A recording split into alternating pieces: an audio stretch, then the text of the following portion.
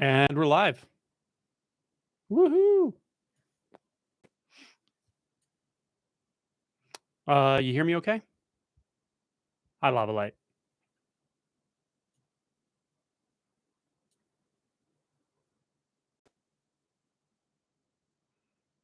That was a great Zoom yesterday. Cool. Hey, Karsten. All right. So what do y'all want to hear about today, or what kind of questions do you have?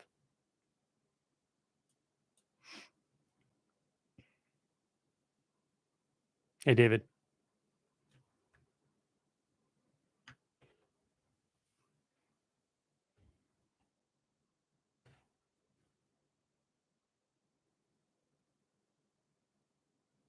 Hey, Gracie.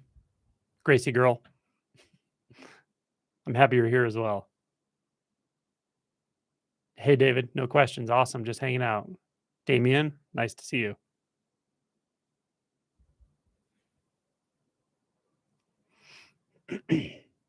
Saranish, nice to see you. Happy Saturday, everyone.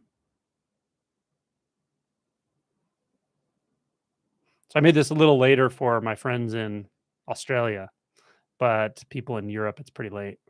Happy Saturday, Paul.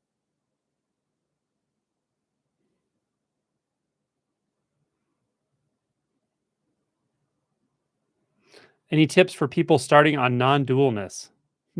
Sure. First live from Southern California. Awesome. Hey, Mary Beth. Hey, Yvonne. From London. Awesome. It's a little late there, huh? Good to see you too, Karsten.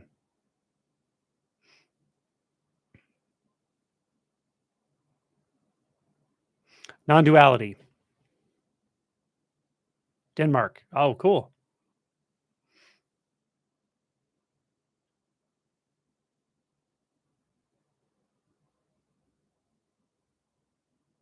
From Illinois. Hey, Judy. Good to see you. Hi, Sally. From Sydney. Cool.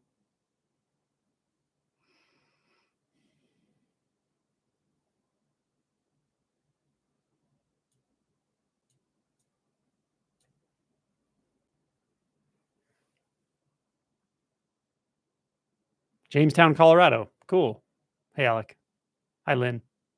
From Australia. 2 from Australia. Awesome. I think we're going to have a couple more as well.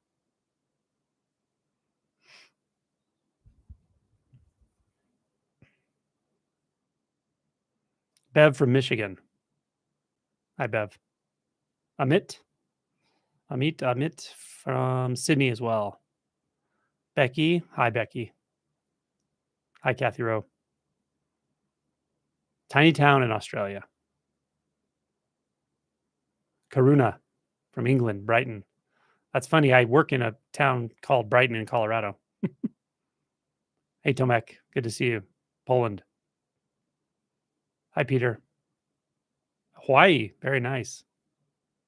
Gracie girl from Seattle, but woke up feeling like Sweden this morning. Totally neutral. That's awesome. Rui from Boston. Marcy. Hey, talked to you yesterday. Tucson. Cool.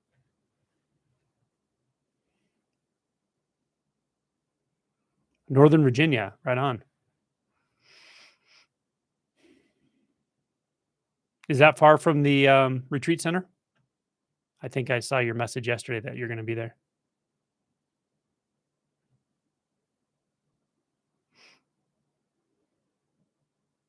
Seven hours.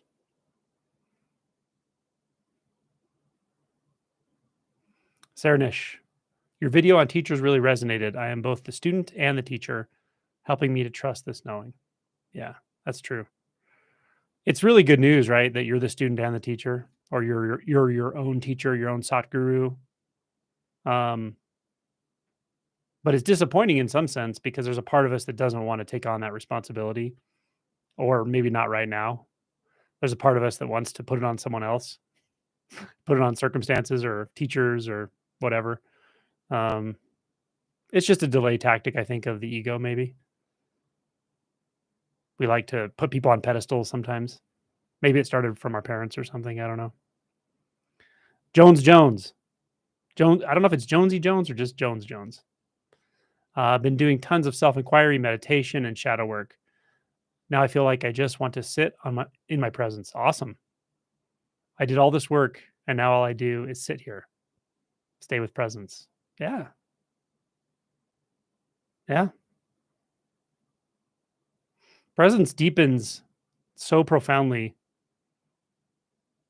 It takes you beyond all of those identity barriers.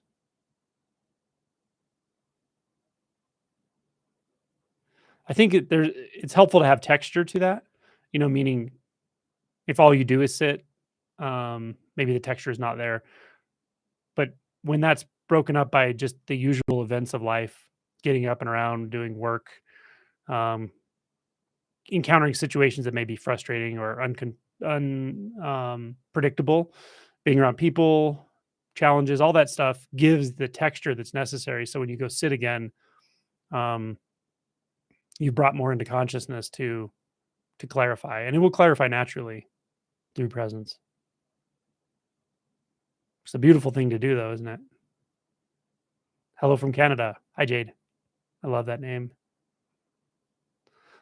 Sally says, I'd love to hear more about what you recently spoke about, the feeling of just this in front of us being it. Yeah, such a hard thing to talk about. It's such a hard thing to talk about because it's just, in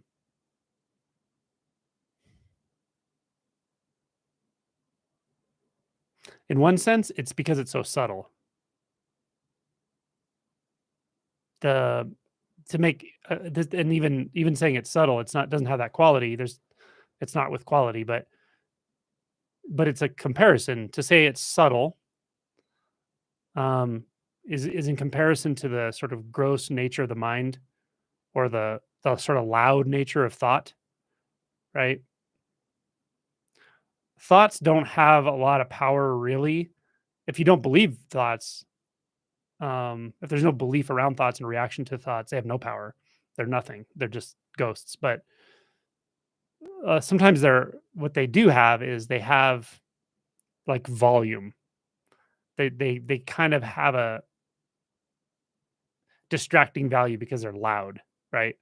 And they have to be loud to pull us out of our senses, actually, because I think I mentioned yesterday, it's surprising when we have a significant break in the spell of mind identification. It's surprising how much we were able to ignore through that process. But thoughts are kind of loud, right? And when we identify somehow as the thought, as the thinker, as the I, then it seems like an important space to occupy. And then we give it power, we give it energy, we give it a lot of energy, actually. That world of the conceptual mind, the conceptual me, the world of struggle, the world of narratives, the world of pushing and pulling and struggling with everything, the world of the illusion of control. It gets very binding because all those beliefs are binding, and we're pushing and pulling, and so we're keeping that engine going that just continuously drives attention back into the mind. So that's what I mean by not subtle. It has its own sort of power, hypnotic power, because of it's loud. Um, but it doesn't have depth to it. It doesn't have profundity in the way that the subtlety does. It doesn't have a very obvious, boundless um, quality like this does, what we're talking about. So it's lacking so much. Um, it doesn't have a relaxation to it. It doesn't have a deep peace to it. It doesn't have any peace to it. It's a very dynamic place. But that dynamism requires your constant input, your constant will, your constant struggle, actually. You're required to struggle. That's the price of admission for being mind identified. And that struggle is just built into all the thinking. So it feels like that's what makes life go. It feels like the struggle is what makes your life go, but it doesn't at all. That's the big surprise. It doesn't at all. life just happens just fine by itself. It doesn't need your help. And you can't stop it, and you can't start it, and you can't control it. So all that struggle is really struggling against struggle, and it's using the dualistic construct of thought to make it feel like there's something to struggle against. And you're struggling against what you think is life, but it's thought. And the real secret there is that the thought that seems like the real world, like really your life, that's only one pole. That's one side of things. The other side is the subjective pole, and that's what we completely overlook until awakening. That's what we overlook. We overlook the fact that the sense of being the one in control itself is a thought, and nothing more than a thought. The sense of the one being in control of your life is a thought. The sense of the one managing your life is a thought. The sense of the one managing your spiritual journey is a thought. Doesn't mean there's no spiritual journey, doesn't mean there's no life, but it's not yours, and it's not what it looks like in relation to you. So that relationship is the fundamental error. But you haven't even left the driveway until you've seen through that first very stark dualistic experience in thought, where the thought world seems like the real world, and you're not even noticing the overlooked thought that's constantly arising every time a thought about the quote unquote objective arises. That's the subjective, the sense of you.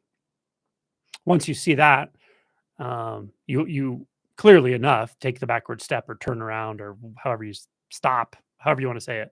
Once that's clearly seen and seen clearly enough, then the whole space in which that occurs, we're going to call it consciousness, is revealed to be that sort of homogeneous substance of knowingness, beingness. That's the first part of this whole deal, right? The unwinding of identity. And it's such a big shift that, I say this a lot, but some people take it to be like the final shift, or they really think they're enlightened, Um, that's not the majority of people, but some people do. It's like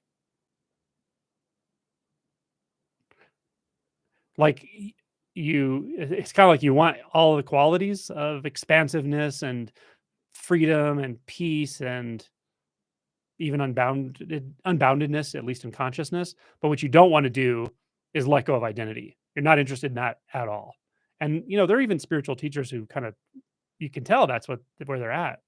Like they'll talk about all the other aspects, but when it comes to no self, it's like it's just either avoided or overtly disregarded as not something that you need to address or whatever. If that makes sense. So that's the stick, and there's no they're not guilty, because it's kind of irrational to want to let go of the self. It's it takes some clarifying beyond initial awakening before that even starts to make sense at all.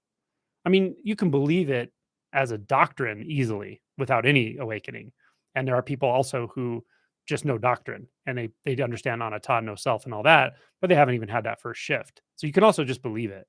But when you start to come up against what it means to actually dismantle identity, or to have identity, the illusion of identity dispelled, it is invariably uncomfortable at some point.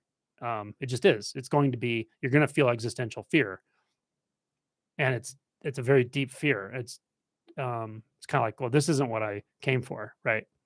You're going to be disillusioned at some level, because that which drove the spiritual process up to that point was the ego, was the sense of the separate self that wants things, thinks it's going to get things the way it's going to get them to make itself happy and all that. But it's an illusion. So when that illusion starts to become dispelled, it doesn't matter what you used to think, you become disturbed by that. I think Christ said that. You'll initially be surprised, and then you'll be disturbed, or something like that. He said it a few times, I think, and it's true. It's okay, but that's part of the deal. But yeah, I think some people, they sense it, but they're like, no, not interested in that. I just want the whole universal consciousness, universal love, empowerment. Then it kind of turns into a law of attraction sort of thing, where you can control everything and manifest anything you want, and just becomes like sort of big ego. Maybe a thinner ego, but it can be kind of grandiose in a way. Yeah. So I don't even know why I started talking about that stuff. I think I was answering a question. Now, with that first shift, with that first big um, dropping of that initial but persistent standing wave of identification and consciousness, when that collapses and it's just that spaciousness or that settled consciousness, that fundamentally settled consciousness, which is very enjoyable, pure beingness, yeah, pure knowingness. Um, with that, sometimes there's such a release at such a deep level, often actually, with that initial awakening, that you do start to experience non-dual um, experiences, like some non-dual clarities there for a while, maybe coming and going. But it's usually not stabilized at that time. It's almost never stabilized because the forces of delusion are still there. Let's say the forces that are going to cause re-identifying or the movement of identifying selfing, they're still there. They just maybe have subsided to some degree, but they'll come back and they'll come back with a vengeance. Often, my Zen teacher would say, "The ego does not take this lying down." I heard Muji once say, "The ego will come back with fire," and it's kind of true. So, so the non-dual. So I am answering another question now. I've kind of led from one question to another, but someone asked about non-duality, and so the non-dual realization, which is you can almost project it from the non-dualistic experience of consciousness when that standing wave is collapsed to the collapse of the apparent divisions and subject-object experience in the actual physical world. So you can extrapolate that, and it is a reflection of that, but it's experienced quite differently. It's experienced. I'll say it in two ways. One way is that the objective world, what seems like objects and dimensions and space and perception and perceptual distance, is seen to be an illusion in the way you're processing it, and that changes the way you experience everything, every non thing. um, that's one way of saying it. Another way of saying it is that I could say this maybe on the personal spectrum. There's a very deep release, a much deeper release than that initial awakening that occurs with non-dual realization. Um, so that's the broad brushstroke between the two aspects of realization. Okay, I'm going to roll back here and look at, because I have a lot of comments now and questions.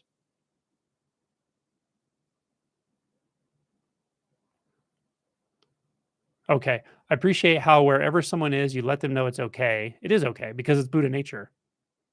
Because wherever you are is also everywhere, and it's also nowhere in particular. Yeah, if one's unmotivated and doesn't want to do it anymore or has been practicing for a while with no obvious results, it's all fine. It is actually. I'm sure I've said this before, but there's a sneaky little secret about especially first awakening is really first awakening does happen by surrender, but leading up to that surrender can be sometimes very intense practices or inquiry. The perfect example of this is Renzai Zen with an initial koan, which is usually mu. What is mu? Could be what is the sound of one hand, could be who am I even really. But the lead up to that release is very intense. And it's basically taking all of that sense of doership, all that sense of trying to control life, all that sense of wanting to make yourself feel better or break through something or whatever you think you're doing, and just honing it down and driving it, boring it right into that koan, into that point of inquiry, right in the center of your consciousness or right in the center of your experience, and just giving your whole existence to that or what you take yourself to be. And ultimately you will fail because you can't control something that is vastly beyond you, right? The illusion of you. What you can do is exhaust the seeker completely. And when that happens, that's often when that initial shift happens. So if somebody's like in this place of wanting to just give up, and I've been working so hard at this, and I've been, um, I try to, I try to like sometimes feel into where they're at with that. Do they really mean it? Like, have they really exhausted their will, or could they push a little harder? Could they dig a little deeper, or could they, or are they sort of trying to negotiate with the universe? Because sometimes we do that too. Like, oh, I can't take any more of this. Are you sure? You might be able to take more. You might be able to take more suffering, right? But sometimes, yeah, you are just at the end of what you can do, and you just you're just resigned. It doesn't matter what your teacher says or anyone else says. You just can't go any farther, and you know it. And not only do you know it, something very very deep inside you knows it. And then there's a release, and that's often an awakening. So there's that. There are also times like someone I'd mentioned, had a conversation with yesterday who mentioned this was that you get to this sort of spiritual desert sometimes, and that's often sometimes it's after an awakening, but sometimes before. Um, where the will that was pushing you along on the spiritual journey, that was a very personal will, and maybe you had some ideas about what it meant, what this was going to mean to you, and what you're going to get out of it, those actually get eroded, which is good because they're pretty much completely self-centered, right? Um, which is fine too, but they will get eroded in this process. And then you kind of find yourself in this place where you're like, my usual interests aren't really that interesting anymore. I don't really have a specific direction. I don't feel like it doesn't feel authentic to push really hard right now or to inquire. I just don't have anything behind it right now, if I'm really honest. So if they're coming from that place of authenticity, often I'll just say, that's fine, that's fine. Just stay alert, sit in presence, meditate, do what feels natural and authentic to you. But if it doesn't feel like there's somewhere to go, then that's okay. Give it some time. Don't purposely go unconscious and just daydream or whatever, but give it some time and see. And often a new avenue starts to open up, or a certain instinctual direction starts to clarify itself, and then you have a different phase of this process too. So yeah, everybody's so different with all of this that I try not to be the type that's like, no, you're doing it wrong. No, do it this way. Or, if your intuition tells you to look somewhere, I'm almost always behind it pretty much, unless it's like self-harm or something. But I don't see a lot of that. I just see, people describing something that they can't describe, and they know they want to go there, but they don't know how, and they've never been given permission, and they're kind of afraid. And they mentioned it to a teacher one time, and their teacher was afraid. I've heard that actually many times, surprising number of times, where someone's like, I've always wanted to go to this place. I've just felt it's there. But my teacher always says, no, not there. Don't go there. Put your attention on your breath or something. And that's like an empathic fear that you can transmit to someone who should point you beyond it, but maybe they haven't gone there. Um, so anyway, I try to really encourage people to trust their intuition above all, especially when it comes to this process. Not your thoughts, but your intuition. Okay. I forgot I had YouTube open in a different tab, and suddenly it started hearing Angelo's voice from mysteriously appearing from the void. Hey, Nicholas. Amit. Can you talk about physical pain after a first awakening? I had my shift early in the week, and it feels like my body is rewiring. How best to integrate with boundless energies? Yeah, it can be really intense, right? All that energy moving through. And you're not used to it being freed up. You're used to it being like all up here. So it can have challenges. Obviously, it can be painful. It can be disorienting. You may feel the body wanting to shake or vibrate or move spontaneously. I would suggest some kind of movement practice, whatever you want to do, or somatic practice. Something like intuitive movement. You can do this totally on your own. You don't need a teacher. You can get up and just move around. You can do TRE, which is a trembling type of practice. You can learn that online, or you can have someone help you facilitate it and teach it to you. But all of these movement type things, or even yoga, or even qigong, all these movement type practices, they just help us learn to move energy in a different way. They teach us the capacity we have for all of these energetic shifts that are going to occur.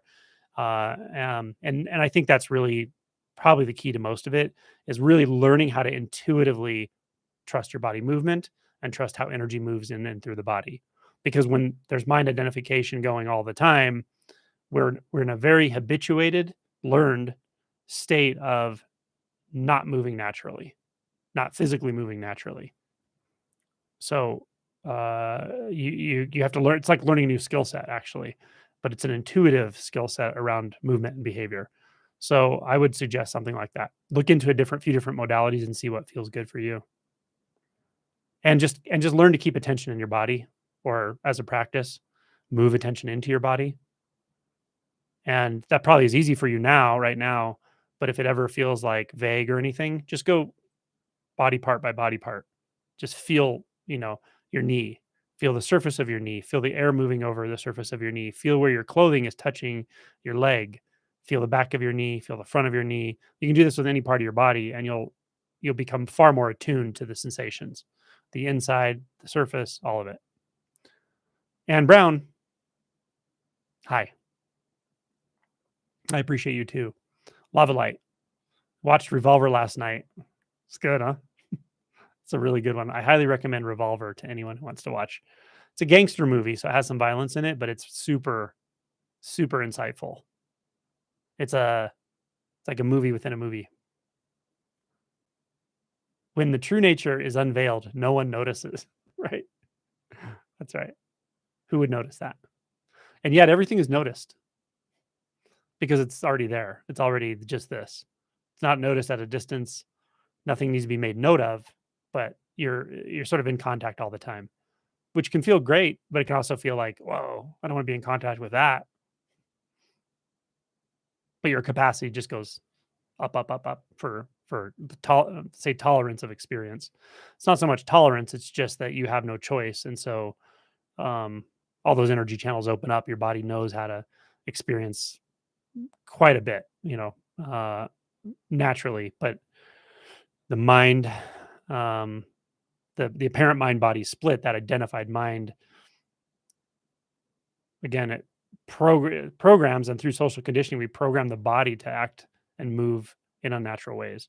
So it has an intuitive knowing, but it has to relearn it. Yeah, Alec. Yeah, it's a good one. Be here. Hi everyone. Hi, be here. Hey Tomek. The elevator scene. Yep. The elevator scene, the roof scene is really good. And also when he gets hit by a car. All those are really good scenes. Okay, main focus says question. Video on spiritual teachers, you mentioned once the presence is there and clarified, then that is the teacher. And it's important to let the practiceless practice carry itself endlessly. Yes. The key is, what is presence, right? Presence is a general term, but specifically non-dualistic presence, where you can pick that up right now in the visual field, and you know that's the teacher. You know that's the Sadhguru. You can pick it up in the sound field. Teaches you everything you need to know, but also teaches you how to let go of everything you thought you knew. Let go of experiences, let go of yourself, let go of subject and object. This is coming right from the sound field, by the way. Sensations, body sensations. All these sense gates are ripe with moment to moment teachings. Okay, the next part of your question. I see how shadow work is important, but after awakening, what's the purpose of investigating into the non-dual? Well, they go hand in hand in one sense, but again, as I mentioned before, non-duality is ultimately, it's where this goes. I mean, this process is not completed if the dualistic experience is ongoing, experiencing a subject and an object, feeling like there's a very real three-dimensional world. Um, that is a perceptual filter that allows it allows the sense of the separate self to maintain itself. It, so yeah, it's just something that's going to clarify at some point. But how does that relate to shadow work? Well, when non-dual realization dawns, it's very obvious that it's just already this way. It's already, and this way means no specific way. It means undivided for sure. Not far and near, not up and down, not inside and outside, not heavy and light, not real and unreal. All that is completely clear, crystal clear. So then why and that it's just always like that. And it's always like that for everyone, right? So then why is that so fleeting for a while, even after awakening? That's because of the shadow. That's the pull of the shadow. There's nothing wrong with the shadow. There's nothing evil about the shadow. It's not a bad place, but it's the shadow. It's the unconscious spaces that have a lot of gravity, that have a lot of influence on where our attention moves into thought. Because the only place you can stay, the only place you can maintain unconsciousness, the only place you can maintain a shadow is through thought. The sense fields have no shadow. There's no shadow. Dark and light are the same thing. There and not there are the same thing. So there's nowhere to hide. There's no hiding can't happen. So the only place it can happen is through the movement of thought. So and there's a habituated pull into thought to keep that dualistic construct going for the same reasons I mentioned at the beginning of this talk, that we believe in it. We believe that there's something there we can utilize to control our experience and control the environment and all that. Okay. Question. Oh, sorry. Let's see. Is that to further see and let go of identity? Yeah. Yep. Yep. You got it. Okay.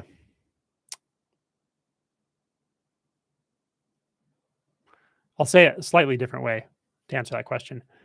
With that first awakening, you experience an expansiveness, right?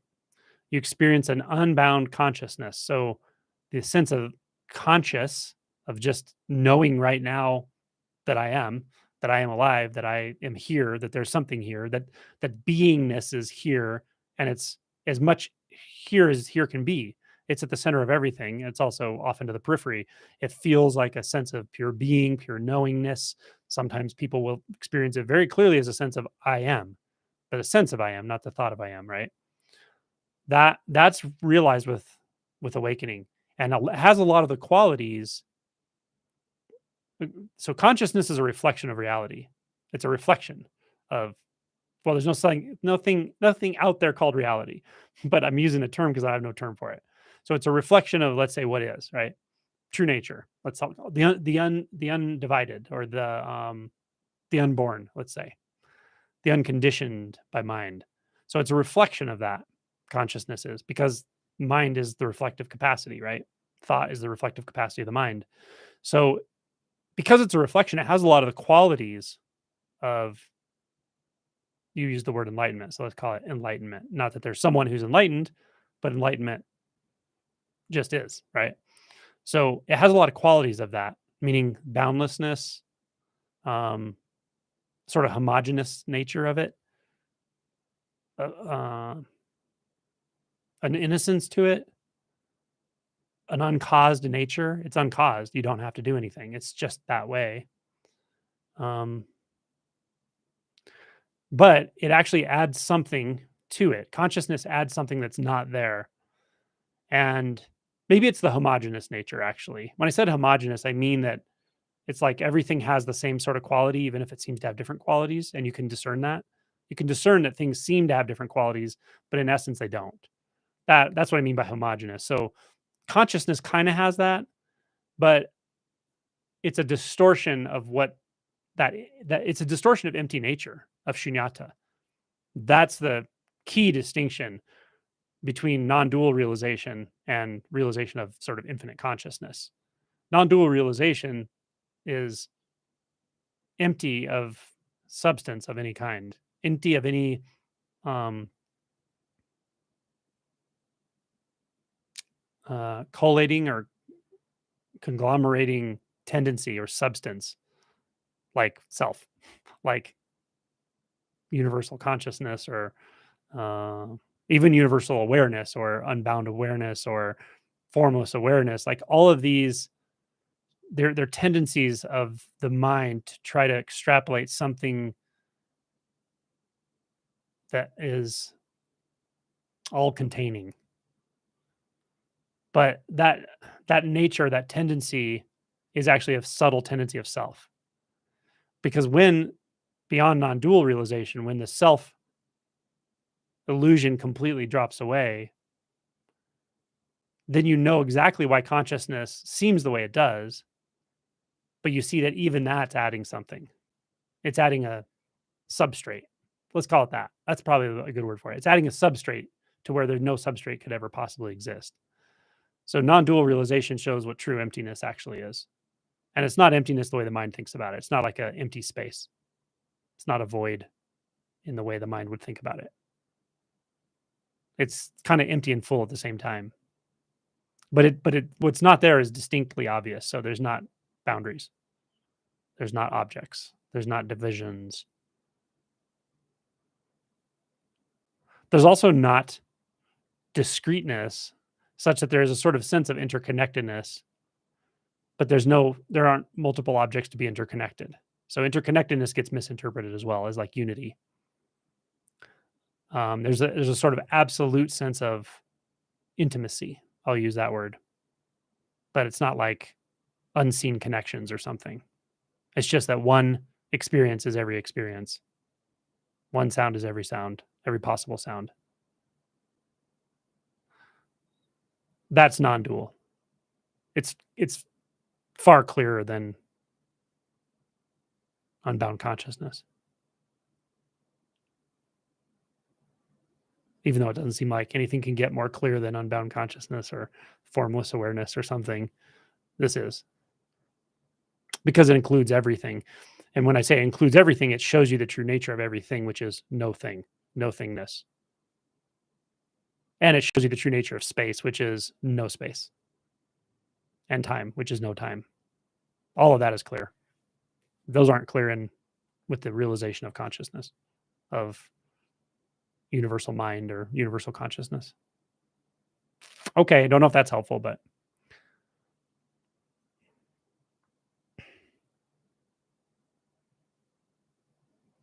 let me go back a bit.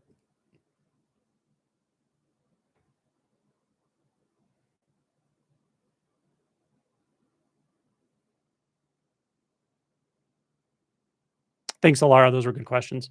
Okay, Karuna, beautiful. Kina, hello. Jade, I do mental health counseling for work. Now I feel I am more open energetically. Oh yeah, this will help you tremendously with no knowledge taken from it at all, without any terminology or knowledge or description or talking about your own experience to a client or a patient. This will give you so much more openness, just empathic openness, space to let people be who they are. You know, if you're really closed and identified and you have a lot of repressed emotion, even if you know the therapy modalities really well, you're going to transmit that stuff to people as well. It's going to be very challenging to do good therapy. If you're really, really clear and open and there's no space, you're afraid to go inside yourself, then you won't even, the techniques of therapy will just be like rocket fuel on top of this openness that's going to just help people by being around you. And even if you're not in therapy situation. So the best thing you can do for your clientele and so forth is what you're doing. So yeah, the clearing it energetically, that's true. So you will take on a lot too. The more open you are, the more people will affect you directly. You'll empathize with them so directly and stuff. So yeah, it is important to know your limits with that and have some boundaries with how much, you expose yourself to it and so forth. But very similar to the person I answered above about after awakening, having a lot of energetic intensity and pain and things, very similar. So somatic modalities are probably really helpful for you. There's so many ways to approach this, but try TRE, shaking, trembling. I think that's a really valuable one. Intuitive movement. Try breath work. Try even like cold water therapy. Violet's been doing some cold water therapy. Somatic work is I think a lot of the key to this is just giving your body more modalities, more space, and more permission to learn to handle these energies, because your body can handle it for sure. It's the mind that doesn't think it can and tries to manage and causes blocks and stuff. So I think that you're doing great work and keep it up. You're welcome, Sally. Yup, hi says hello. Hi, yup, hi. Damien, there's no such thing as experience. That's right. To have an experience, you need to have someone experiencing it or something experiencing it, right? Karsten, is inquiry the best way to dispel the sense of identity? I think it is, generally speaking, but you got to use your own path. You got to carve your own path or intuit your own path to some degree. What inquiry means to you may be different than what it means to me, and there are different ways of approaching inquiry. Um,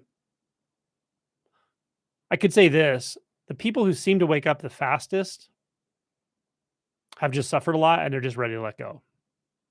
So, is that a technique? I don't know, but sometimes they need the permission, or they just haven't given themselves permission, or they were afraid to go into that place, of complete oblivion.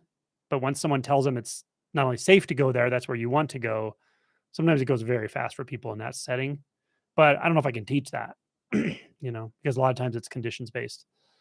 So just completely being able to let go is the fast way to wake up, the fastest. Inquiry is pretty darn good though, especially something that's like one pointed, um, and inquiring into the nature of a thought in real time. I worked with somebody yesterday on the double barrel non-duality about this, about identifying thoughts one by one. You might want to watch that because the conversation I had was revealing, and I've had that same conversation with people where they get it at one level, but they don't really fully get it until I point in a very direct way to what you need to do. But if you can really learn to identify any thought that's arising in the moment that's shaping your experience as a thought and release your hold on it, and then just say, okay, what's the next thought? That's a really, really fast way to wake up if you can do it. But it will lead you to a sort of fear barrier pretty quick. So be aware of that. Okay. Alec, can you speak to inquiry versus shadow work? Well, initially, when you're working on awakening, right? When you're moving toward that initial shift, I don't usually tell people to worry too much about shadow work unless it just comes up and they want to do it. If you feel inclined to do it, fine.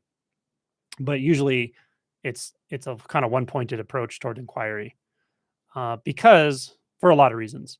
But you will have plenty of shadow work to do after awakening, and that will be obvious unless you're really resistant to it. And some people are, kind of like I mentioned at the beginning, but most people aren't. Most people realize, oh my God, all this stuff is coming. I have no boundaries anymore internally. I can't push it away. I can't pretend it's not there. I can't talk myself out of it. I used to be able to just talk myself out of it. I feel some fear and I just tell myself some story and it's gone. Like, really seems like that happens, right? When you've had an awakening, it doesn't really work so well. Yeah, at all. It's like, damn, that sucks. I can't do that anymore. So then you have to learn what you can do. And really it's about acceptance and feeling and acknowledging and doing some inquiry into, well, what do I actually believe about this? What is the fear? What am I repressing about the fear? So some inquiry can be helpful in the shadow work itself, but it will come to you for sure, and you'll know. Now, usually it comes in real time. So when there's shadow work to do, you'll know it, and when things feel calm and clear, you can do more like insight work, right, into non-dual or whatever you're interested in. That kind of inquiry, more like direct inquiry into your perceptual experience. Um, so it's not either or necessarily, but don't ignore the shadow stuff when it comes up because it it just delays things. It'll come up again and again and again until you finally address it. Yeah. DVD mon. What about if there's some ambivalence about whether you even want this? Yeah, that happens. I would say one good thing to do is write down, just be really honest with yourself and almost like brainstorm, meaning you may not be 100% sure of your motivations, but just write down like 10 things, that 10 beliefs you have about why you want to wake up, why you want enlightenment, why you want to be free, whatever it is for you. Write down like 10 things, 10 different aspects of why you want that. And then write down 10 things about why you might not, or what you're afraid of happening. Because it's usually fear. It's usually, well, I'm afraid, like I really wanted, my intuition tells me, but I'm really afraid that if I do let go, it'll change the way I have a relationship with my spouse or my child or my job, something along those lines. That's often what it is. But, you can kind of brainstorm on that other side of like, well, why might I not want this? What are my competing agendas? That can be really helpful. I would try that. Okay, Alec. Where it starts to feel heady, is it wise to find a relevant inquiry or inquire about where there is headiness?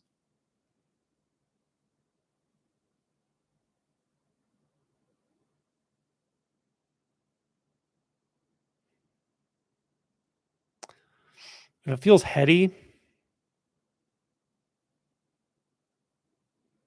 I would say either natural meditation or meditation in consciousness or unbound conscious meditation, as I've described in some places. Um, one of those types of practices, because the mind is just active and it's fine. There's nothing to, you don't need to fix it that there's thoughts. The mind is active or things are getting heady. But when you say heady, it makes me think of like voluntarily encouraging all those thoughts and getting analytical and stuff, which is fine to be analytical about analytical things, but about this topic doesn't help you. And it can be just a distraction. So in those cases, if you feel like you want to do something, then sit, do natural meditation or do shikantaza or do meditation in consciousness. Burned. My question is about trust. I thought I trust you when it comes to this and to let go, but I think I don't even trust you when I feel into finally letting go. I feel alone, but I kind of trust myself. That's good. Because, like I say to people sometimes, I can walk you to the edge of things, but I can't walk you over the edge. What I really mean is I can tell you how to find the edge of your identity.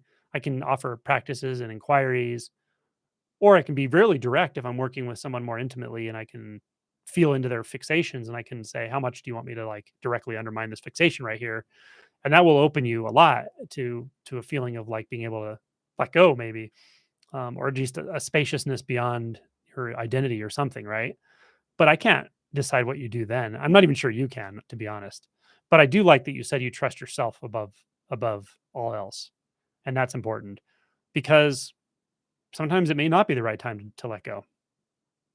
I don't know that, but there I could certainly theoretically think of times when it's just not appropriate or you're just not ready for it and you know that. So trust yourself on that. But I do know the more you come to that edge or different kinds of edges in this process, the less it feels intense, the less it feels like a problem, the less your mind tells you like these horror stories about what you're afraid of and what's going on. And the mind just gets calmer and calmer. And sometimes you just walk over the line. There's no edge to jump off of, and things just look very different, or something just falls away totally randomly. So, okay.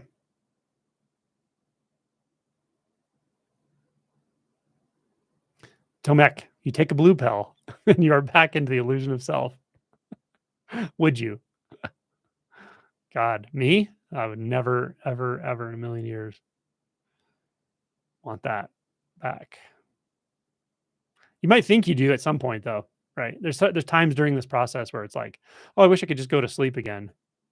But you get to a point where it's like you see that the cost of that is so high. It's so much suffering. Um, and you also see at some point you literally cannot go unconscious anymore. Not like that. You just can't do it. It's impossible. And so it's a moot point.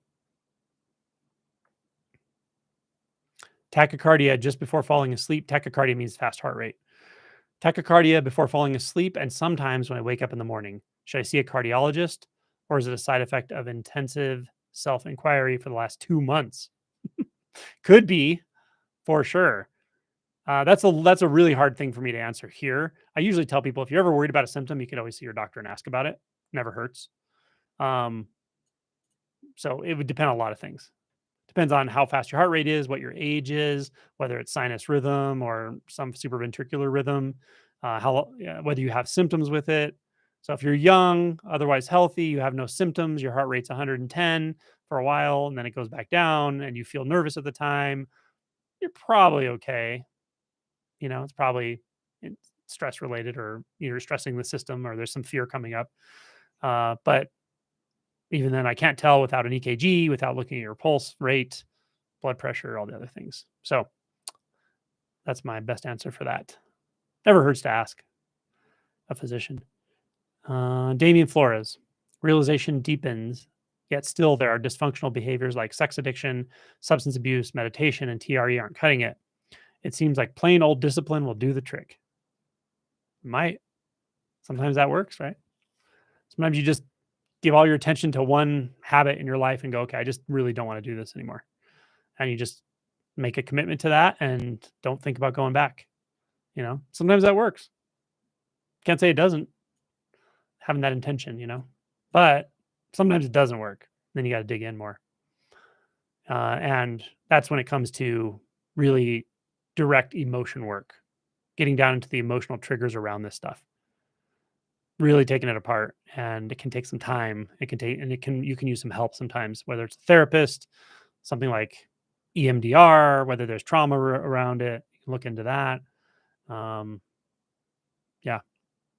The purely somatic practices don't always get to these things, these sort of vasanas that are buried in consciousness, because they're kind of complex and have a multifacets. They're multifaceted. So when you talk about addiction stuff, yeah, that's tricky stuff. It can take quite a while to get down into that, drill down into there, but you can. Okay.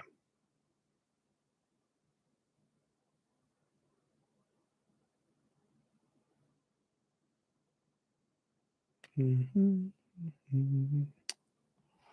Question: what do you think suffering is fundamentally? Suffering is a reaction to a misperception of the way reality actually is. So we misperceive how reality is. When I say reality, I'm just going to say the unconditioned, because it's that which is unconditioned by the mind, which means it's boundless, without substance, uh, without division, without separation, without an abiding essence. So we have a reaction to that.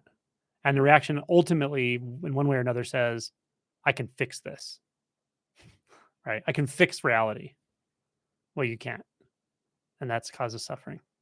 But to see clearly why that's happening and how that's happening takes some layers of identity to be pulled away before that's obvious. My intuition says self-inquiry is to blame. I would love to hear your input. Wait a minute, where are we at? Self-inquiry. Oh, for the tachycardia. Okay. Okay, Ryan. On a related note, is doership a kind of resistant to what's happening? Yeah, totally. But when you believe it casually, just because the mind is active enough and the sense of the self is intact enough, it doesn't even feel like resistance. It just feels like a constant, ongoing belief, right? Because if you talk to most people, what do they talk about? What they're doing, what they did, what they want to do. It's all about doership, right? Conversation often is about doership. What that guy did to me, what they're doing, what I'm going to do in return. It's doership. So is there resistance in that simple mundane conversation? Not really, but those thoughts and beliefs that are completely pervasive are a side effect of chronic resistance patterns. So seeing very specific moments, places, times, and situations that cause resistance, that cause overt reaction, can be really helpful here, because otherwise your mind is just awash with, and conversations are awash with doership. And you can believe that's not true, but that just kind of adds to the whole system of beliefs. And your ego will try to use that to get what it wants anyway. So finding specific triggers is really helpful, especially if it causes an emotional reaction. Damien, lately it feels like there's a complete wakefulness and deep sleep at the same time. That's great. What's the next step in the investigation? What's the next surprise? Well, I would look into the physical experience of your three-dimensional world. Are there boundaries? Does there seem like there's a subject, like in your visual field? Does it seem like there's a subject back here experiencing objects out there ongoing? Does it feel like there's something very real there? If there is, I would investigate that directly, and then start looking into form itself. That may already be clear. I don't know. Kelly Dawn, hello. Lava Light. Question: I see a change in my teacher's teaching in the sense of wanting to save the world has creeped in. Doing projects to spread the word for a happier humanity. Shadow seems unaware of it. It's a hard thing to answer. I mean, yeah, I'm disinclined to answer that, because it's just about someone else, and I don't really know. I don't know. It can be a preoccupation for sure. You know, um, sometimes it means, I don't know if this is the case at all, but sometimes if you're really preoccupied with that as a personally, it could mean like politics, all the different things. It could mean that it's almost like you're trying to negotiate with the universe, right? Like what I'm really afraid of is my own death, my own loss of freedom, my own loss of whatever, whatever the things we're afraid of happening, health. And I'm projecting that into the world, which is very easy to do because in the world there are all kinds of scenarios and situations you can find where people are injured and the environment's injured and all these things, but you're not actually making that connection. You're not seeing that what's really happening though is your own internal emotional responses. And so then it can be a distraction. I think it can be an outward distraction. Like we probably could all relate. An extreme example would be like a political visionary or like someone who's very politically motivated. But when you know them personally, they're actually very angry, right? And they seem like they're doing good work because they care about the world and the politics and all that. But internally, they're just angry people sometimes. Not always, of course. But you've probably bumped into that. That's an example of how we can do that, right?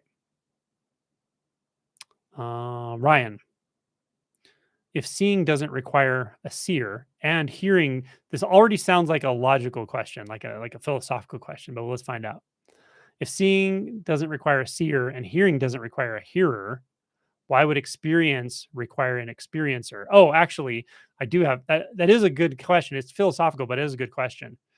Um, I don't see anything in the definition of experience. Well, the problem is you're looking at definitions instead of experience. You're looking at definitions instead of your immediate experience. So the question would be, what is the difference between the quality of consciousness, which in Buddhism would be called like the sixth sense gate or mind or thought, and the quality of the five sense gates? That's your koan. That's going to answer your question if you find the difference there or not. Graham, it feels like work is in the way. I feel a longing to dedicate all of my life to this. Yeah, I understand. I mean, I can't really give that practical advice because everybody's different. I know many people who are very deeply realized and they work full time. I know people who are deeply realized and are monastic. So, what I can tell you is that there's is not to overemphasize that belief, right? Like, God, if I was only, XYZ, then I could wake up. That's usually not true. That's his mind distracting you. But what you intuitively need to do with yourself and your life and your vocation and so forth, and your livelihood, I can't answer that. I don't know. Yeah. But feel into that and see if it might be a little bit more like the first case. Got a visitor here. Work is in the way. I've been playing with sitting in the space before thought, like you guided me yesterday. It's been fascinating. Yes. And in fact, I wouldn't even think of it as before thought. It's just, oh, I lost it. She keeps pawing at me. I want to be petted. Yeah, not even before thought, but when it's a space where you're so present in consciousness and thought that thought doesn't even really arise. So you could say before thought, but there's no before and after. It's just consciousness, right? I'm just pointing that out so there's no subtle conceptualizing of this and just remain there. It's actually very easy to remain there, right? It's this little balance of alertness and relaxation with your attention in consciousness and a willingness to experience any arising thought. That's the formula. So good. I'm glad you're able to sit in that and with that.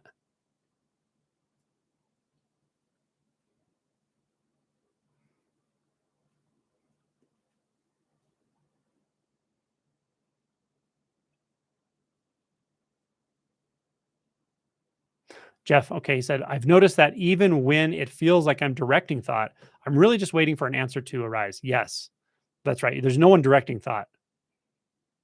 There's no one directing thought. Thoughts just arise.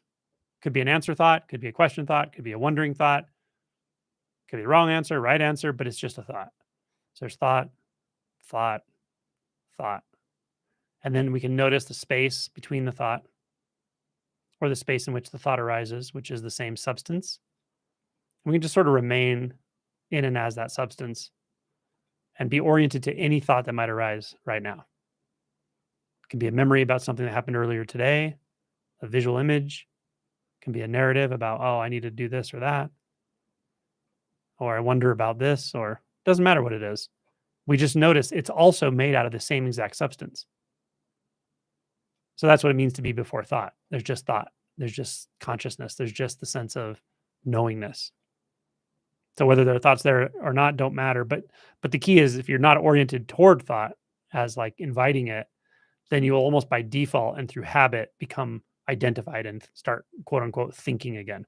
You'll be like on the mind road pretty easily, usually, until you're really seasoned at it. Okay. Kathy Rowe. As far as somatic work is concerned, do you recommend this after a big shock? Yeah. I went to see my brother last week and found he had died. Oh my gosh, sorry to hear that. It's been like a shockwave through my system. Is somatic work important or maybe not? I mean, I can't tell you it's important, like you have to go do it, but this is like a perfect time to do it for sure. Yeah. Even something like, in this case, even something like EMDR, which is like targeting PTSD, which you may not have PTSD over this, but if it's a shocking memory, thought, visual experience, all of that, then you addressing it through something before it becomes solidified in your nervous system or recurrent can be really helpful. But I would suggest it. And sorry to hear that. What a surprise, huh? Jeff, even when someone asks me a question, I'm really just creating space, setting an intention and waiting for an answer. I love it. That's awesome. What a gift to give, to just offer space to people, you know? And it's not super socially endorsed to pause before you answer and to wait for an answer to come from within. But the more clear you get, the more that feels very natural to do and it feels right to do, I think. As far as dysfunctional behavior, I like Violet's approach of saying that she will not partake if it is just for escape. That's a good one, right? If it's just for escape, and you can ask yourself, am I doing this just to escape? You could also challenge yourself. You do like a 1 week challenge, 7-day challenge, or a 30-day challenge to just not distract yourself. Anytime you notice you are, right? You can't beat yourself up because there are going to be times you're going to distract yourself and not notice it. But if you make a commitment and just see what happens, you just say, I'm just not going to distract myself. If I feel like I want to distract myself and I don't know what I quote unquote don't know what to do because the thought says I don't know what to do, I'm just going to sit quietly. Yeah. It's worth a try. It was said originally about smoking weed, but could apply to anything. Yeah. Damien, thank you for the advice to do therapy. I've been doing emotion work and letting intense emotions go. It's also confusing because some deeply realized people have chronically used substances too with no issue. Well, I don't know if they have no issue. I've seen this as well, and I do wonder about it. Right? There's some pretty big figures they're dead now that had major substance issues, and they definitely caused problems. Like Mayazumi Roshi, right, was well known to be alcoholic and like cheat on his wife and things like that. But he was very revered as well. Um, to me, there's something left there. I think so. I mean, we are creatures of habit, and I don't think you should judge someone's enlightenment by whether they drink coffee or whatever. But if someone's drinking and it's causing like major behavioral problems around them, and health issues, things like that. Alan Watts, right? Trungpa Rinpoche. These guys drank themselves to death. Those are examples of why you got to do the shadow work.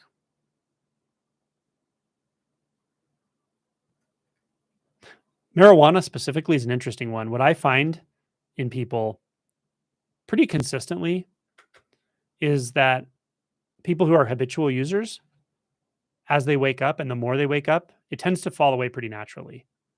I think some try to hold on to it a little longer, but there's something in you that just knows like it's just a distraction. It's not really helpful.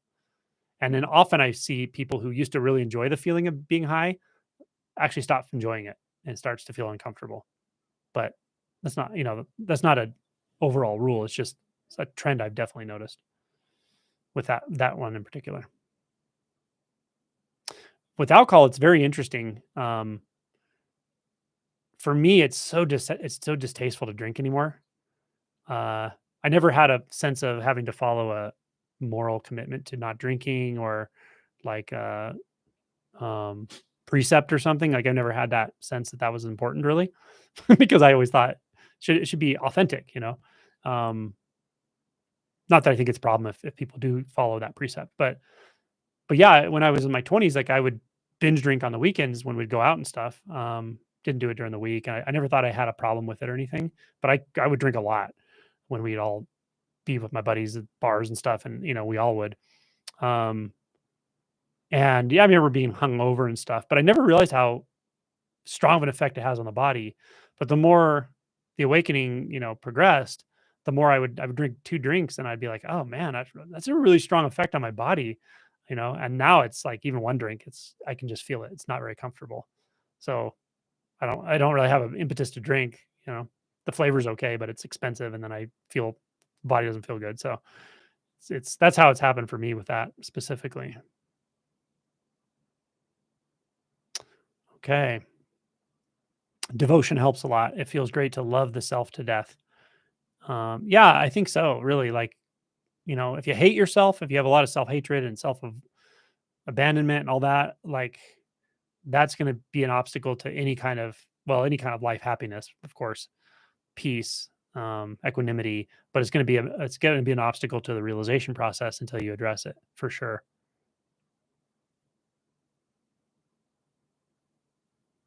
Ashley Stewart, just checking in. Oh, you were at the car show. Cool. Were you in a car? Do you have a car there? I would be curious to know what kind. Danielle M came in late. Audiobook update. It's finished being recorded. Eric and I are working on like mastering it and getting it uploaded. If there are no glitches, shouldn't be too long, I don't think. Maybe a week or something. But I've never uploaded a audiobook to ACX. So I don't know. I don't know how the process will be, if it's gonna be challenging or not.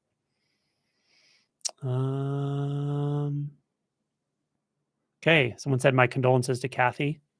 Yeah, what a shock, huh? I've never really been into alcohol, but I've been gluten free for so long now that I never got into it. Yeah. Dad has a 77 Pontiac Firebird Trans Am. All right. Smoking the Bandit. Yep. I think that was probably the same year even. Cool. Is the feeling of effort a kind of suffering that comes from the resistance of doership? The feeling of effort. It's a good question. Well, I would say one thing is I think some people don't even know the difference between effort and struggle. And I think when I was younger, I don't think I knew the difference between effort and struggle. Um, I think struggle can fall away largely, and you can feel things feel pretty fluid, reasonably effortless. But you can still have a sense of doership. Like it still seems like you're making choices. Um, and it can feel not heavy really, but it does feel real. And then when that goes away, it's different. It's like really it's just like things are just happening. And it feels good that things are just happening because it feels natural that things are just happening and you're totally off the hook, really. Because you know, you don't pre-think things like we think we do. Behaviors are habituated. Okay. Lava light. I started to prefer clarity to being stoned on pot, but now I would enjoy a smoke. Anybody have anything? I don't even know where to get it anymore. Well, in Colorado, you can get it anywhere because there's stores all over the place. It's legal here. And they also legalized in Colorado DMT, um, ibogaine. I think they just legalized a few things, but DMT specifically. Interesting. Or no, I think they might have decriminalized them. No, they legalized them. They decriminalized psilocybin mushrooms, but the other ones are actually legalized now. Oh, you were joking. Okay. I don't know I can't remember where you live. I find that I hold you as a spiritual authority figure on a subtle level, and it feels uncomfortable. Why does that thought activity occur? I don't know. I'm not really an authority on anything, to be honest. I don't know where these words come from.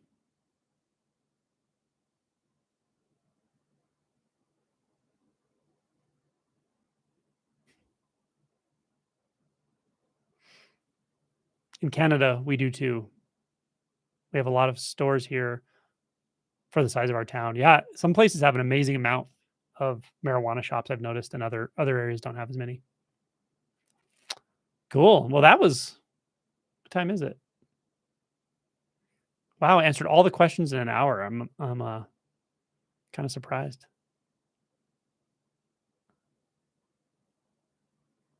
Yeah, I think I had an alcoholic drink like a few weeks ago. One during dinner, and didn't really. I was kind of like, why, Um, but you know what I think? I really think this is largely the case with alcohol and with actually a lot of substances. I think when you're really, really up in your head and just in that struggling world of mind identification and thought and all that, um, alcohol has a pretty good way of putting your attention in the body and making the body, like you feel like a buzz, right? You feel the body actually feels sensations. It somehow puts your attention in the body and you feel that kind of buzzy, nummy feeling, and that feels good, as it should. Um, Obviously, there are a ton of side effects that come along with that, especially when you get addicted to it. So I'm not saying that's a good strategy, but it does have that effect, I think, um, and kind of quiets the mind, lowers your inhibitions a bit, whatever, or a lot, depending on how much you drink. But one thing I've thought is that for me at least, the body I have the sense, the vibrating body sense there pretty much all the time. Um, so I don't need anything to put attention there or to cause it. Maybe it's kind of strange. Like I don't even know why we avoid it in the first place, but we don't do it on purpose. But it's very enjoyable to be there. I think Suzanne said this yesterday. Someone asked a question about restlessness. And she said, what do you feel or something? And they said, yeah, it's like all in the body. It's kind of restless and a lot of sensations. And she just goes, beautiful. Right. And I thought that was funny because I know to her it's beautiful because I know what she means by that. It's all that energy. There's a lot of energy there. But to the mind, it's not beautiful. It's like, oh my God, what do I do with all this energy? What do I do? Where do I go? Restlessness. Who do I talk to? What do I, right? Restlessness.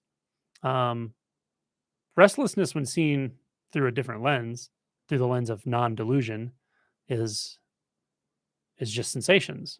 It's just sensations, and it's perfectly okay. It's not restlessness. Ultimately, it's sensation. So the body becomes this vessel of sensation that's quite enjoyable. It's amazing how easy it is to find that vast, vast sensation space. It's here all the time. So then it's like, well, why drink with side effects and all that when you already feel the buzz of being alive?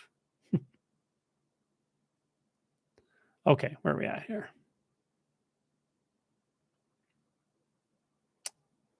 hmm Amanda, hi. Tomek, if it comes to Buddhism, can you really solve the problem of birth and death, life and death? Yeah. Can you really choose if you want to reincarnate or not? That's a little different question.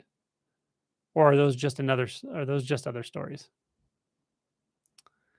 Well, you can solve the problem of birth and death. To me, that's not the same as reincarnation, though. Or it's not the same as addressing the issue of reincarnation. When the self sense disappears, the problem of birth and death is solved. Nothing dies any more than anything comes into being. That's crystal clear. You can never forget that. It's not like you forget it even for a second. To me, that's what I would say the problem of birth and death is over. Whether there's a karmic residue that can be reborn is a whole different topic. But I would also say that by that time, you also see that time itself is an illusion. So I like how it's described in physics by the space-time interval, which says all events, all possible events, are simultaneously existing. It's just a matter of causality on whether something will occur or not. But it's not has nothing to do with time. And to me, that is exactly how it feels. It's just conditions to determine what will arise and what won't arise, apparently. So if there are other lifetimes, then they're just as likely to be simultaneously occurring as occurring in what we call the past. But there's still a chain of causality there, potentially, chain of karma. Could that be completely purified such that it just breaks completely? Sure. I think anything could happen. Okay, guided meditation, I could do that. Yeah, actually, it's been a good conversation, I think. Damien, is letting go of holding others as having spiritual authority killing the Buddha? Yeah, I think it's part of what that means. I think ultimately what killing the Buddha means is that with the dispelling of the illusion of self, the final dispelling of the illusion of self, all specialness goes away. All specialness with spirituality goes away. Specialness with Buddhism goes away. It just goes completely away. It all goes away. That's when the Buddha is really killed. But it's not like you have a choice. And you can still have a regard for the Buddha, of course. You can have a regard for Buddhism, but it's not special. There's nothing elevated about anything anymore.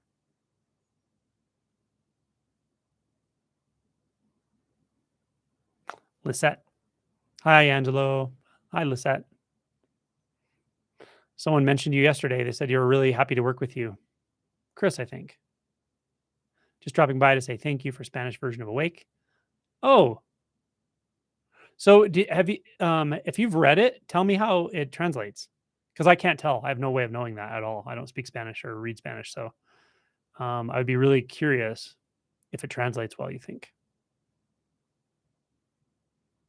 So Awake is available in the Spanish version now. By the way, if anyone doesn't know that. Oh, good. Okay. Saranish says, I'm feeling fear here as the visual field is changing. Great. Your face is fading in and out. Awesome. Kind of modeled, then back to resolved. Good. Focusing on your voice. Everything feels hollow. Awesome. Drop the designation hollow. This is neither solid nor hollow. Even drop the designation fear. You'll feel it. The sensations will still be there until they're not. But you don't even need to designate it fear. It's a word, right? That's just a label for what seems to be happening right now, so that the mind can get a hold of it. Don't let the mind get a hold of anything because it doesn't need to. There's no holding here. There's nothing to hold on to, right? So notice the mind just keeps trying to put labels on things. That's fine that it does that, but you can just disregard those. By noticing their labels, they're immediately released. And just stay there. The fear sensations will subside. Let everything just do what it's going to do. Let reality surprise you, fall away, change, morph, come, go, same time, no time, every time. Doesn't matter. Just let it go. Let go. Becky, can you speak a bit about direct experience? What happens when it's referenced with thought? When direct experience is referenced with thought, it turns it into a memory, a visual experience, and often a label. And then it turns it into a narrative and so forth. And then you're off to the races with thoughts.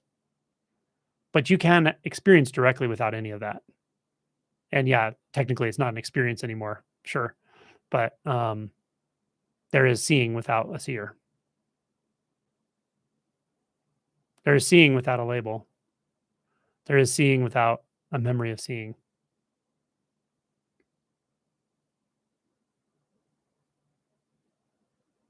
Ashley said, I actually don't like how alcohol makes me feel either. I feel similar when I have had a bad migraine. My balance is affected. Yeah.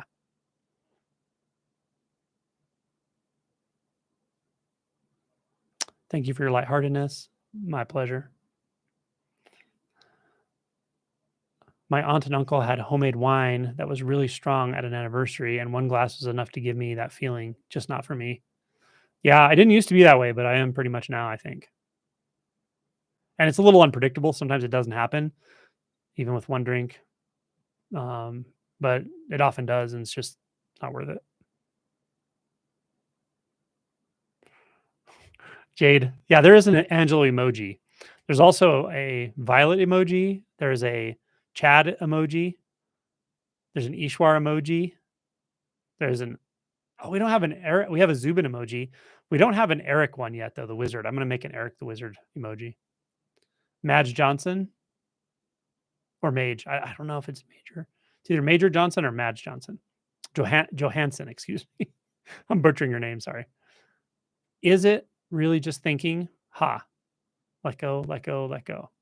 With every thought. There is even awareness of the cloud of senses walking around.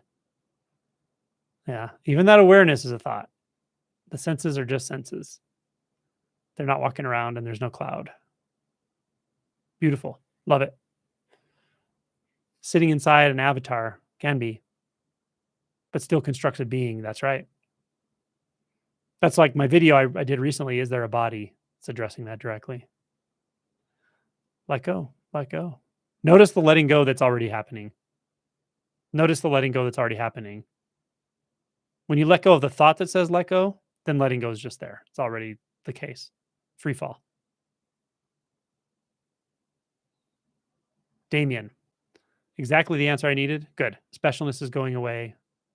Yes. Yep. Judy. When I have a visual, non-visual moment, I wonder how to navigate, i.e., walk into that field. The visual field seems to be kind of flat or solid. Oh, yeah. So, Judy, if when you say it's flat or solid, is it because you don't have a sense of a subject and an object construct? Like there's not a space between this and that, and it feels flat? Like every seeming object in your environment is equally the center or equally important? That may be what you're talking about.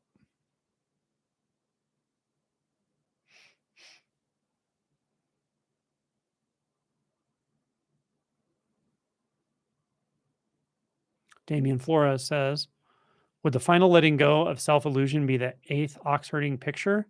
Yes, I think I would equate it to that. Not everybody agrees on those things, but that's what I mean. It seems pretty obvious, right? When you read it. And the seventh seems pretty much like non-dual, right?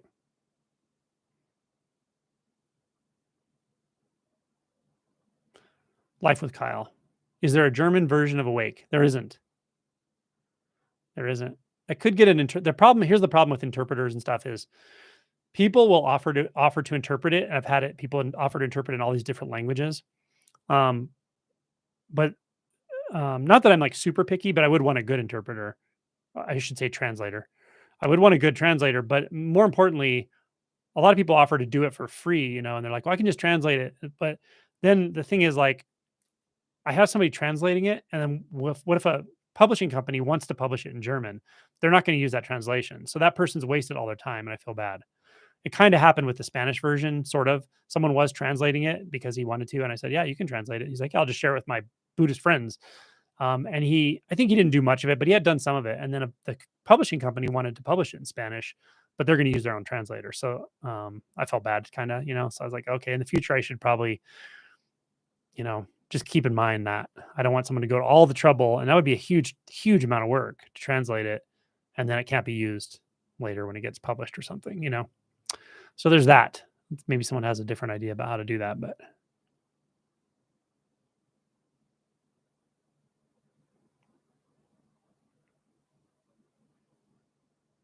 Oh, my name is Mai, like my God. Oh, okay, Mai.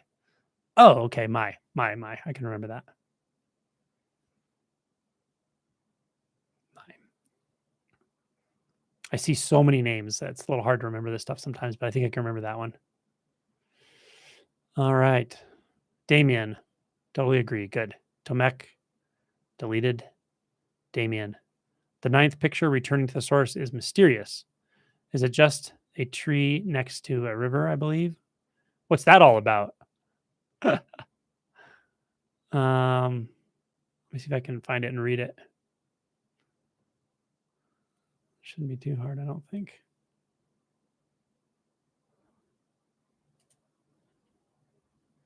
I have my screen magnified. It makes it hard.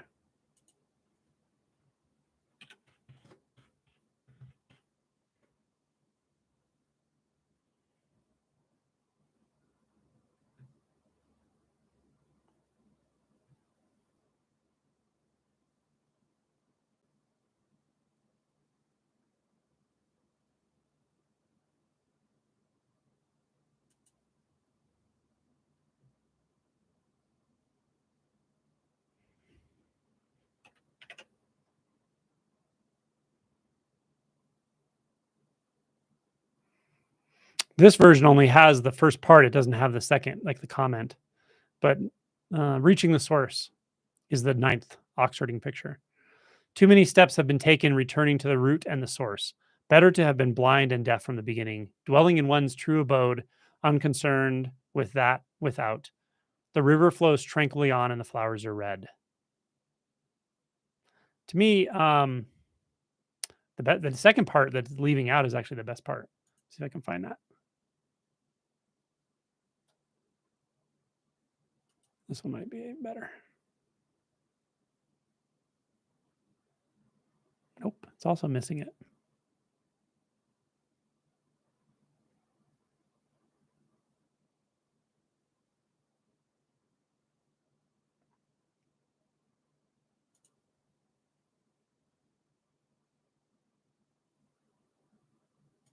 This one.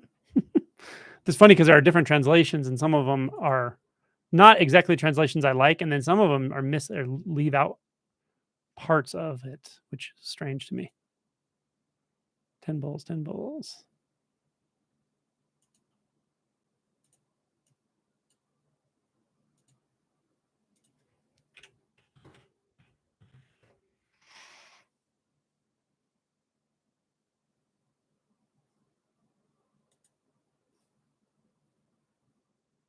Okay, this one has the comment. So this is the 9th Oxfording picture, or 9th bull. It's called Reaching the Source. Too many steps have been taken returning to the root and the source. Better to have been blind and deaf from the beginning, dwelling in one's true abode, unconcerned with that without. The river flows tranquilly on, and the flowers are red. Comment. From the beginning, truth is clear. Poised in silence, I observe the forms of integration and disintegration. One who is not attained to, who is not attached to form, need not be reformed. The water is emerald, the mountain is indigo, and I see that which is creating and that which is destroying. That's a perfect balance between integration and disintegration, where they are not two, which takes a long, long time to see that kind of clarity. Also, I like how it says the mountain is indigo. That's seeing sees. The seeing, the seen is all there is, right? And also, there's a little bit more to it here, and this is my interpretation. When it says it is indigo, you might notice indigo is a label. So indigo is the relative, right? And the relative truth of the mountain being it is indigo, or that color is indigo. That relative truth now is also none other than the absolute truth that there's only the seen. So now relative and absolute are completely seamless. This to me is true maturity of no self-realization. And it's also true maturity of ending one's personal suffering. Um, I think the kind of subtleties that are described in here can go on for a long, long time, and they can continue to clarify for a long, long time, maybe lifetimes. Who knows? Another aspect to this is, and one Zen teacher described it this way, and I agree with it, that there's a really important point in realization, after the realization of no self, where enlightenment and non-enlightenment, a non-enlightened mind-identified person, are not two. There's no way to discern between those anymore. Now, it can seem like there is in the way you speak and so forth, but in actuality, it's not discernible anymore. That goes hand in hand with the specialness of Buddhism and spirituality and all of it just going down the drain. So, and that ultimately leads to the 10th Oxfording picture, which is sort of the ultimate, would be the ultimate goal, right? Which that's the Buddha nature. That's the Buddha. Total ordinariness, but quite extraordinary ordinariness. So the 10th Oxfording picture is called In the World. Barefooted and naked of breast, I mingle with the people of the world. My clothes are ragged and dust laden, and I am ever blissful. I use no magic to extend my life. Now before me, the dead trees become alive. Comment. Inside my gate, 1,000 sages do not know me. The beauty of my garden is invisible. Why should someone search for the footprints of the patriarchs? I go to the marketplace with my wine bottle and return home with my staff. I visit the wine shop and the market, and everyone I look upon becomes enlightened. That's the 10th ox herding picture. Pretty amazing. We can all aspire to that, right? That bodhisattva vows would sort of point us to that.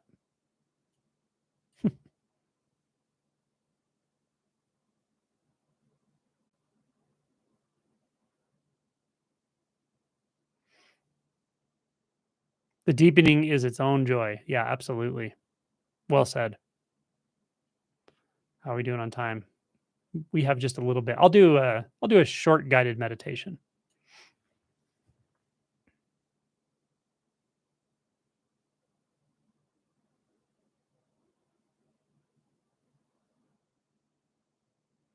Oh, how do you physically navigate the world when you no longer see separation? It's very easy to do. You might bump into things here and there. You have to be careful for a little while until you adjust to it. Your depth perception changes, those sorts of things. But it's not like you become non-functional.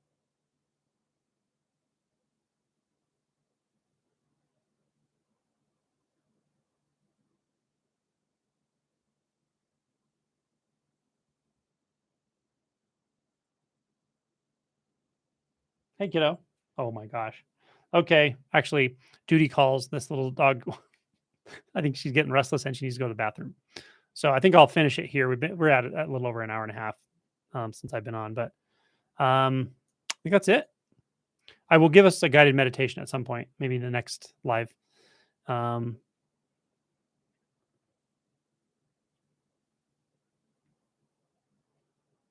yep, exactly. The depth perception changes. Yep. Body knows exactly how to move. That's right. So your body has moved through zero dimensional space your whole life. It's the same as, you function without a self your whole life. You in quotes. So as strange as it is, it's the perception that shifts, the illusory perception that shifts. Functionally, you usually are okay. Again, it's going to take some adjustment, but yeah, you bump into things here and there. Thank you all. It was really nice seeing you all your names and great questions. I hope you have a wonderful Saturday evening and a wonderful Sunday. Enjoy the rest of your weekend. And if you watch this recorded, thanks for watching.